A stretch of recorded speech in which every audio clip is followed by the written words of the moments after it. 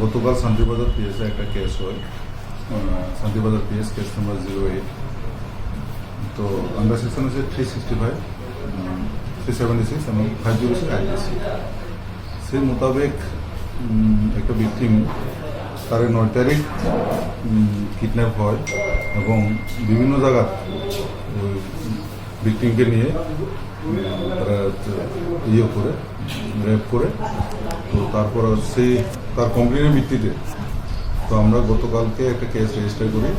Register করার পর আমরা রাত্রিবেলাতে দুজনকে অ্যারেস্ট করি যে কেসের সঙ্গে ইনভলভ।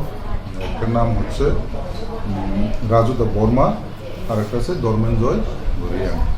তো আজকে আমরা ও দুজনকে কোর্টে ফরওয়ার্ড করব এবং অন্যান্য আমরা যে ফর্মালিটিস সেগুলি আমরা কমপ্লিট করে তারপরে কোর্টে প্রেরণ করব। Thank you. কেস নাম্বারটা স্যার? কেস নাম্বারটা 08, শান্তিবাজার পিএস, কেস নাম্বার 8/2022।